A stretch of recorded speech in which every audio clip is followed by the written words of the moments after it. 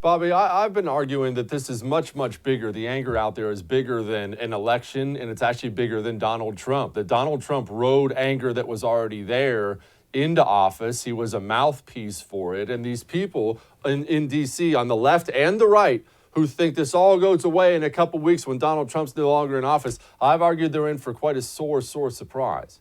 Yeah, Jesse, you are absolutely right, man, because in 2016, when I was watching all of these candidates, who am I going to support? I kind of gravitated to two almost right away.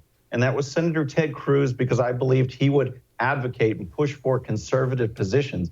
The other one right away was Donald Trump, because he spoke to working men and women. I grew up blue collar. He told it like it was. And he was the only one that I saw that would take on the media and take on big tech, take on China with these bogus trade deals, basically be the anti-establishment, the anti-globalist. And we've had 4 years to build a movement of people like you and me and others. That doesn't go away. That builds. Now we have the spark. We have the person who started it. Now we can keep it growing and say, look, we're not going to back down. We saw what President Trump did. We saw how the media reacts. Yeah, they went after him. He might be our sacrificial lamb. But now we've learned that the only way is to fight back. We have to fight back. And I agree with you. I don't think this is going away. How do we deal? What are you telling your audience about how to deal with the next 4 years? Because it's not only not going away. I mean, you heard Joe Biden's idiotic comments today about if these were black people.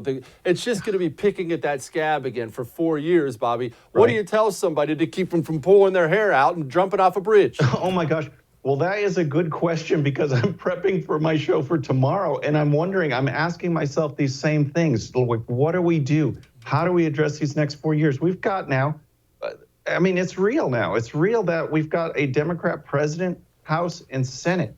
They are going to do, just like Obama had during his first 2 years, where they pushed through Obamacare without any Republican support. They had the House, Senate, and the presidency. We're in for some bad times, but we have to know that the only way we fight back is by getting our folks elected. So number one, from day one, starting now, we have to push for ballot security, election integrity efforts, because we saw what happened. The rallies and stuff don't matter, the enthusiasm, it doesn't matter if they can change election laws, if they can do things and exclude poll workers, poll watchers, that kind of verification. If they can game the system, it doesn't matter how popular our candidates are. So from day one, we have to focus on changing this. Voter ID, getting rid of dead people from the rolls, things like that, and then keep pushing forward. I believe Candace Owens, Twitter messed around with her. She filed a lawsuit. Now, everyone doesn't have the following that she does or the name that she does.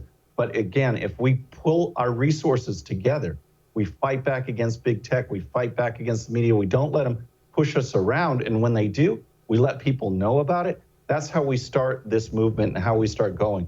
But for now, what I'm going to, tell my audience tomorrow is partly what I just said there, and then we got to keep the faith. We got to keep pushing forward and rally around candidates that are actually going to step up and do something, not say they are, and then change their minds and vote for this certification when we know it's bogus. That was really disappointing. We can't support candidates like that. Hey, thanks so much for watching The First on YouTube. If you liked what you saw, go ahead and like and subscribe. You heard me. Like it, subscribe. You'll get a lot more of it and a lot more of me.